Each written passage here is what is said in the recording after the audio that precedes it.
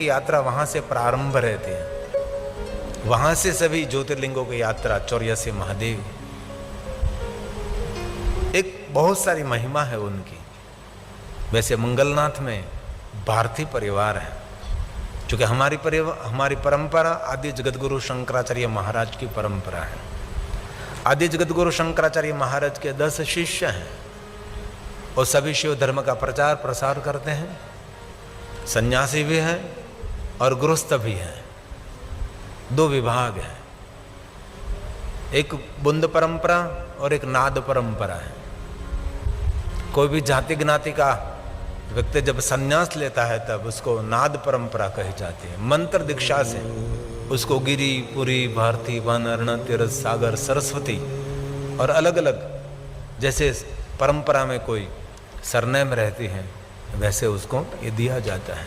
ये नाद परंपरा हमारी बुंद परंपरा, हमारी एक जाति है जिनको हम 10 नाम कहते हैं। 10 से 11वां कोई नहीं है। इस सब का एक ही कार्य है, शिव धर्म का प्रचार प्रसार करना है, लोगों को शिव तक पहुंचाना है।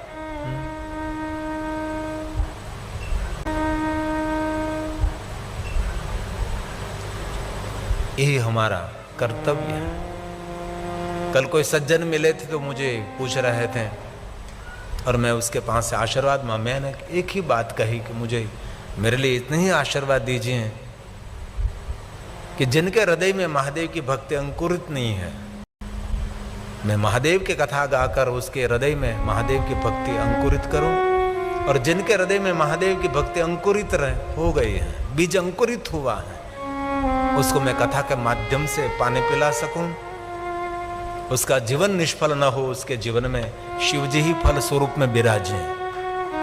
ऐसा मुझे आशीर्वाद मिला। फल तो शिव है, शिव प्राप्ति भवेत्।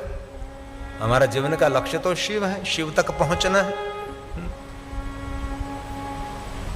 तो अवसर मिले तो जरूर मंगलनाथ महादेव की विशेष प्रकार से पूजा करें। 84 महादेव के विशेष प्रकार से पूजा अर्चन दर्शन करना चाहिए। और 84 महादेव की पूजा करनी है। पूजा का अवसर न मिले तो कोई बात नहीं, सिर्फ दर्शन करें। बहुत सारी महिमा है इस महाकाल वन में। यहां निवास का एक अलग महात्मा भी है।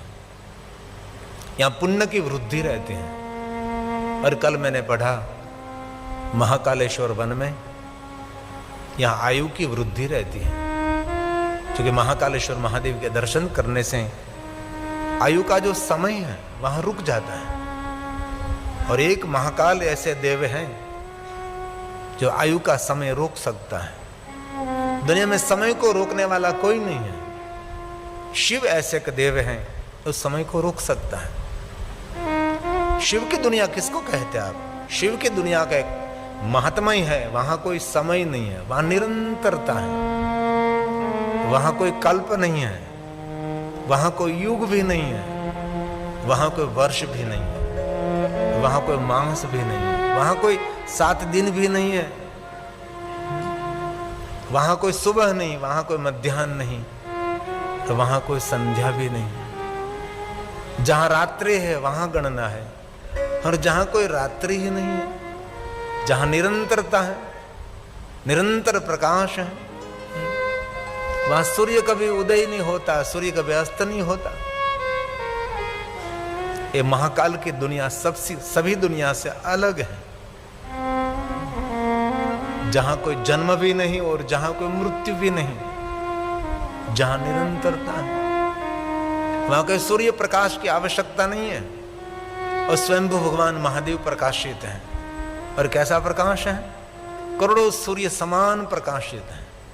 प्रश्न उठेगा बुद्धिजीवी व्यक्ति को, करोड़ों सूर्य समान प्रकाश वहां कैसे रह सकते हम? एक सूर्य के प्रकाश में हम नहीं रह सकते, तो करोड़ों सूर्य के प्रकाश में कैसे रह सकते हैं? लेकिन शिवलोक का वर्णन है, वहां करोड़ों सूर्य समान प्रकाश है, लेकिन ये प्रकाश शीत प्रकाश है। वहां सूर्य की कोई गर्मी नहीं लग रही है, वहां प्रकाश की कोई यहाँ जैसे सूर्य की गर्मी लग रही है, वहां कोई शिव जी का जो प्रकाश है उसकी कोई गर्मी नहीं लग रही है। उसका प्रमाण है ओजोन वायु।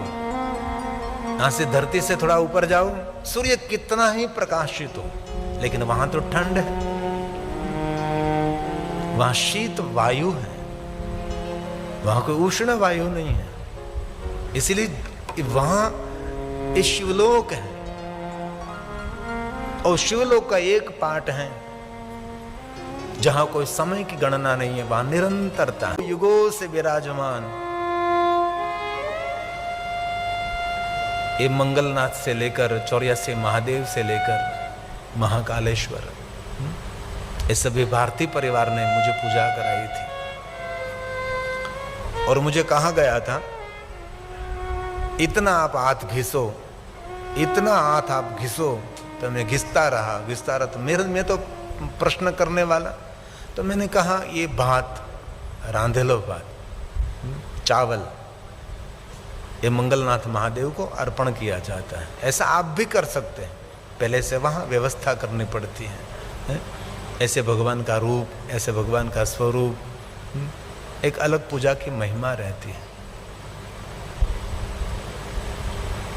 और एक बात आज भी मुझे याद है, वहाँ के पुजारी मंडल ने, सभी भारतीय परिवार ने मुझे कहा था, शिवलिंग को इतना हाथ घिसे, इतना हाथ घिसे, तो हाथ घिसने से क्या होगा? तो जितनी भाग्य की रेखा बंद होगी, ये सभी भाग्य की रेखा खुल जाएगी। ऐसी एक मान्यता भी है। और मैंने एक ही प्रार्थना करी थी, भगवान और कोई भाग्य खिले ना खिले, खुले ना खुले, लेकिन मुझे महादेव आपकी कथा करने का निरंतर अवसर मिले, वही हमारा सबसे बड़ा भाग्य है। उससे बड़ा भाग्य क्या हो सकता है? भगवान के आगे एक ही मांगते हम, भगवान आपकी महिमा गाने का अवसर मिले, बस निरंतर गाते रहते हैं। इसलिए मैं सालों से बोलता हूँ कि मेरा महादेव जरूर शिवालय में है, मेरा महादेव जरूर देवालय में है, मेरा महादेव गगन में, अगन में, आकाश में, प्रकाश में, सरिता में, सागर में, पेड़ में, पहाड़ में, जीव में, जंतु में, सभी जगह पर मेरा महादेव है। त्रिलोक में मेरा महादेव है, लेकिन प्रत्यक्ष मेरा महादेव कोई नहीं। प्रत्यक्ष मेरा महादेव है तो मेरी कथा का जजमान मेरा महादेव, क्योंकि उसके माध्यम से मिलता है ना, उसके माध्यम से मिलता है। अपने बेटे के विवाह में बहुत लोग धन खर्च कर सकते हैं, उदार बन जाते हैं। बेटे के विवाह में बहुत सारा धन खर्च कर सकते हैं उदारता पूर्वक, लेकिन बहुत कम ऐसे सज्जन मिलेंगे आपको जो प्रभु कार्य में अपना कमाया हुआ धन समर्पित करें। बहुत कम, मतलब नहीवत लोग हैं। और ये परिवार दिल्ली से आया हुआ है, और यहाँ महाकालेश्वर में आयोजन करना कोई छोटी बात तो नहीं है। कितनी व्यवस्था करनी पड़ती है, अव्यवस्था में व्यवस्था को मान कर रहना पड़ता है। घर के जैसे साफ सफाई नहीं होती, वहां के जैसा वातावरण नहीं होता। घर के आंगन में कथा करना सरल है, लेकिन ये तीर्थ में जाकर कथा और तीर्थ वासियों के साथ रहना ये थोड़ा कठिन है। इसलिए बहुत हृदय से मैं आदर करता हूं खंडेलवाल परिवार का, सुभाष चंद्र जी आपका और आपके पूरे परिवार को हृदय से मैं गिरी बापू प्रणाम करता हूं। उनका बेटा विशाल और भाई हितेश, दोनों को हृदय से हमारा प्रणाम है। हम सब उसके पुण्य से यहां बैठे हैं। आइए महाकालेश्वर महादेव को हम प्रणाम करेंगे, अवंती नगरी को प्रणाम करेंगे। ये नगरी पवित्रता का दान करती है, ये नगरी शांति देती है, ये नगरी पुण्य देने वाली नगरी है। हमारी सप्तपुरियों में एक पुरी अवंतीपुरी भी है ना। सप्तपुरी को हम नित्य याद भी करते हैं, एक सप्तपुरियों की याद, सप्तपुरी का पाठ, सप्तपुरी की वंदना भी करते हैं। जैसे सप्तऋषि ऐसे सप्तपुरी भी है, इसमें अवंती भी है। सप्तपुरियों में अयोध्या मथुरा माया, काशी कांची अवंतिका, अयोध्या मथुरा माया, काशी कांची अवंतिका, पूरी द्वारिका चैव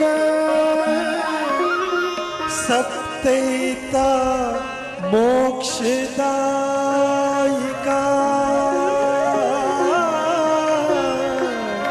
सप्तैता मोक्षदायिका। सप्तपुरियों में निवास करने मात्र से मनुष्य मोक्ष का अधिकारी है। मोह छूटता है, हमारा लगाव कम होता है। इसलिए सप्तपुरी में से एक पुरी अवंतीपुरी भी है, जो धरती पर स्थित है। आइए इस अवंतीपुरी की प्रशंसा करते हुए सभी देवों के देव सुरेश्वर जिनको कहते हैं, काल का भी काल महाकाल को हम एक श्लोक में प्रणाम करेंगे। अवंतिकाया विहितावतारं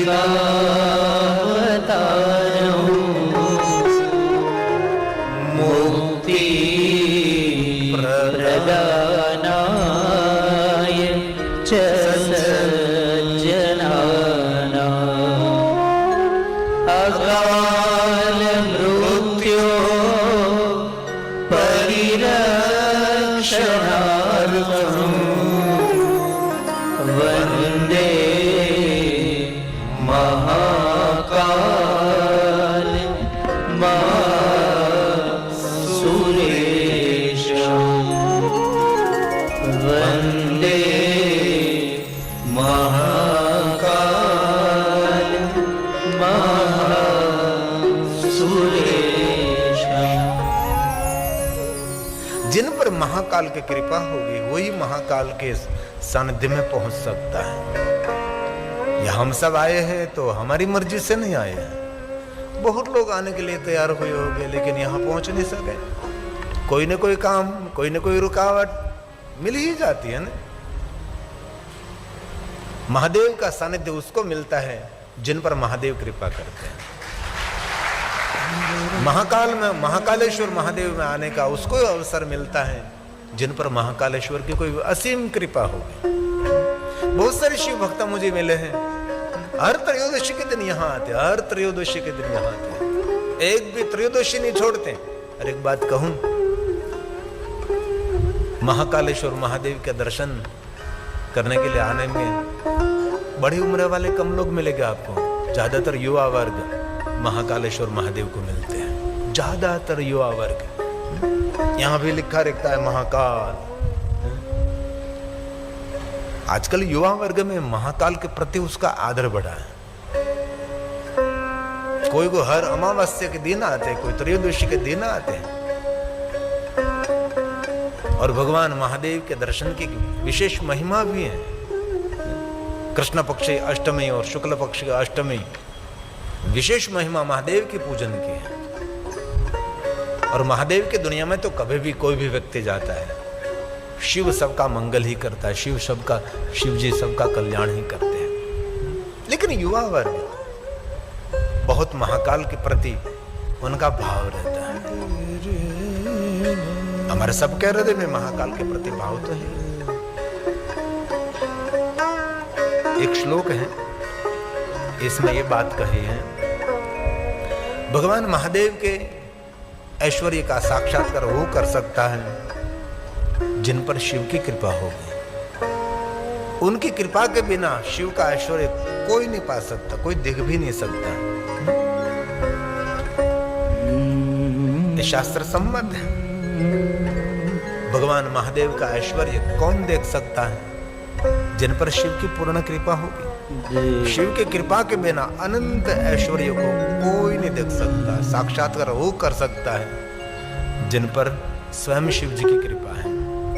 आइए एक श्लोक बोलकर हम कथा में प्रवेश करेंगे। शिवस्य कृपया साक्षात्, शिव की कृपा साक्षात महादेव की कृपा होगी। ये बात हम भी मानते हैं ना? उनकी कुछ कृपा होगी तो यहाँ हम पहुंचे हैं। आपके साथ भी रहे होंगे बहुत सारे लोग, आने के लिए जरूर तैयार हुए होंगे, लेकिन यहाँ पहुंचे नहीं। तो उनकी कृपा के बिना तो यहाँ कौन पहुंच सकता है? इसलिए कहा शिवस्य कृपया साक्षात। शिवस्य कृपया साक्षात्, शिवलोकस्य वैभवम्। शिवलोकस्य वैभवम्। शिव जी का वैभव कौन जान सकता है? जिन पर शिव की कृपा है। आज मैं पहनना भूल गया, इसलिए एक तो ठंडा हो, इसमें फैन। शिव की कृपा के बिना शिवलोक का वैभव कोई नहीं जान सकता। और एक बात कहूं, कभी भी आपको नींद में महादेव के प्रति कोई सपना आपको दिखाई दे तो आपको ये समझ लेना चाहिए आपको प्रवेश मिल गया है महादेव के लोक में। एक सपना शास्त्र है, सपना शास्त्र में एक सपनों का विज्ञान है, इनमें ये सब कुछ है। महाकालेश्वर महादेव का जो भक्त है, महाकालेश्वर महादेव की उपासना करता है, महाकालेश्वर महादेव का भजन करता है, उसके लिए तो बहुत बड़ी बात है, उसको तो सपने में भी दुख नहीं मिलेगा। ऐसी बात श्लोकात्मक शिव महापुर अंतर्गत है। लेकिन कभी भी महादेव आपको सपने में मिले तो समझ लेना चाहिए आपको प्रमाण पत्र मिल गया है उसकी दुनिया में प्रवेश करने के लिए। सत्यम सत्यम न संशय है, इसमें कोई संशय नहीं है। और दूसरी बात, जिनको सपने में महादेव दिखाई दे उसको ये भी समझ लेना चाहिए कि अभी आपके भाग्य बंद नहीं है, आपके भाग्य खुल चुके हैं, क्योंकि सपने में महादेव दिखाई दे रहे हैं। हमारे ब्रह्मलीन डोंगरी जी बाबा कहते थे, बहुत जन्मों के पुण्य जब एकत्र होते, जब भगवान हमारा स्वीकार कर लेते हैं, तब भगवान हमको सपने में दिखाई देता है। हमारे बहुत बड़े विद्वान भगवताचार्य ब्रह्मलीन डोंगरी जी बाबा, जिन्होंने मैदान में कथा को लाया और कथा का एक आकर्षण बनाया, ब्रह्मलीन डोंगरी जी बाबा ने गुजरात के थे, पूरे भारत देश में कथा की, विदेश में यात्रा नहीं करते थे, वो समंदर नहीं लांघते थे। और विद्वानों के लिए, ज्ञानियों के लिए और हमारे संन्यास परंपरा में भी नहीं लांघना है, लेकिन हम लोग तो विदेश में जाते हैं, लांघ देते हैं। ये है ब्रह्मलीन डोंगरी जी बाबा, जिन्होंने श्रीमद् भागवत के प्रति भाव जगाया था। वो कहते थे अनंत जन्मों का पुण्य पहला भगवान देते हैं दर्शन सपने में। इसलिए कभी भी किसी को सपना आए, आशा करता हूं आज सोमवार, इसलिए आज रात को ही महादेव का सपना मिले। शिव जी रात में महादेव को दिखाई दे, सबको तो नहीं दिखाई देता, लेकिन कोई होगा जिनको सपने में महादेव दिखाई दे। एक ही रटन है, एक ही मनन है, तो जरूर सपने में आएगा। मिश्रित मनन है हमारा मनन, लेकिन मिश्रित मनन है। जैसे चक्कर चाय दूध मिलकर जो चाय बनाते, ऐसा हमारा जीवन है। कभी संसार, कभी शिव, कभी परिवार, बहुत बहुत कुछ रहता है। तो ये बात शिवस्य कृपया साक्षात्, शिवलोकस्य वैभवम् विज्ञातुं शक्यते सर्वः, नन्यथेत्याहुं रास्तिका, नन्यथेत्याहुं रास्तिका। बहुत सुंदर बात कही है और आगे बहुत सुंदर कहा। जो शिव भक्त है शिव में युक्त हो जाता है, महादेव का भक्त महादेव का ही रूप धारण कर लेता। और ऐसे बहुत लोगों को हमने देखा भी है, शिव की इतनी भक्ति हृदय में खिलती है, वो स्वयं शिव जैसा रूप लेने लगते हैं, वो स्वयं शिव जैसे दिखाई देने लगते हैं। लेकिन जो बिंदु सिंधु से मिल गया उसकी बात कर रहा हूं मैं। जो जल का बिंदु सिंधु के साथ मिल गया है, ऐसे बहुत सारे भक्त हैं जिनको दुनियादारी की कोई परवाह नहीं। लेकिन ऐसे महापुरुष कभी आपको सोशल मीडिया में नहीं मिलेंगे। सोशल मीडिया में हमारे जैसे लोग मिलेंगे आपको, ऐसे पहुंचे